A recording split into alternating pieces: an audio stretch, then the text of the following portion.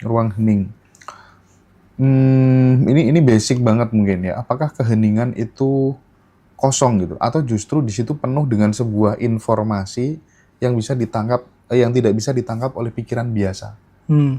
Jadi keheningan itu kosong, tapi paradoksnya adalah isi. Kosong adalah isi, isi adalah kosong. Isinya ya tak terbatas. Jadi intinya adalah kalau di posisi kita, yang penting adalah bukan kita perlu tahu isinya apa, tapi adalah kita telah terlalu lama terjebak berusaha hening.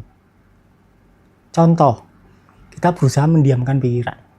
Gampangnya gini wis, sampean bisa dengerin suara AC, ya kan? Berarti kan perlu kontras kan? Berarti kan yang mendengarkan itu harus kontrasnya hening, sehingga dia bisa mendengarkan keramaian, ya kan? Paham. Kalian bisa ngelihat, berarti kan perlu ada kontras kosong sama keberadaan ini kan. Berarti dari awal kalian udah hening.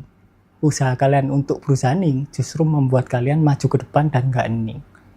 Jadi usaha mendiamkan pikiran itu justru membuat pikiran kalian makin rame. Jadi pikiran itu mekanismenya memang rame, nggak bisa dibuat hening. Yang hening itu adalah tepat di belakang pikirannya, yang mendengarkan pikirannya.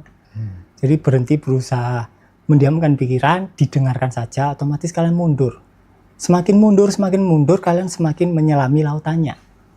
Kemudian ombaknya jauh di atas, volumenya kayak kecil, kemudian lama-lama hilang, nggak kedengaran. Nah itu. Jadi ombak itu ya pasti gerak.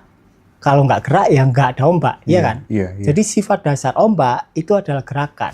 Jadi mustahil untuk dihentikan. Biar hening ya kalian harus menyelami lautannya, bukan menghentikan ombaknya. Nah itu penting.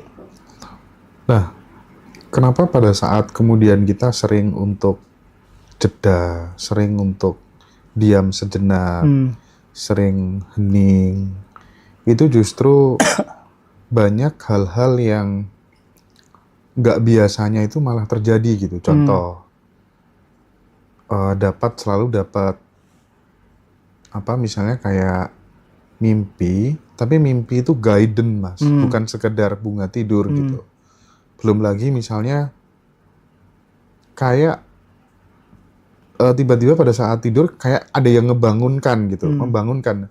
Nah itu tidak terjadi mas pada saat kita nggak banyak diam, kita nggak banyak hening.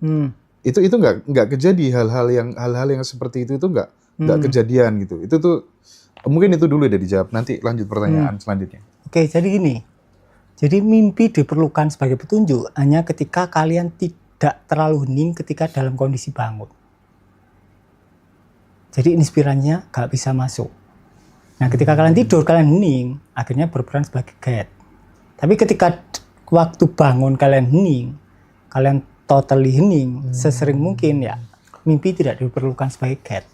Karena langsung masuk. Kemudian langsung berupa gerakan, momen, spontanitas. Oke. Jadi kita perlu awas. Jadi ketika kita mimpi dan itu berperan sebagai guide, itu justru adalah hal yang cukup rawan.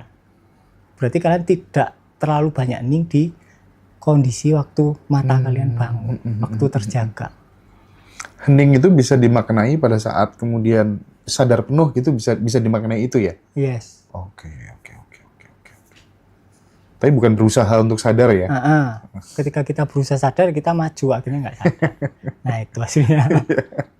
Gampang tapi ya susah.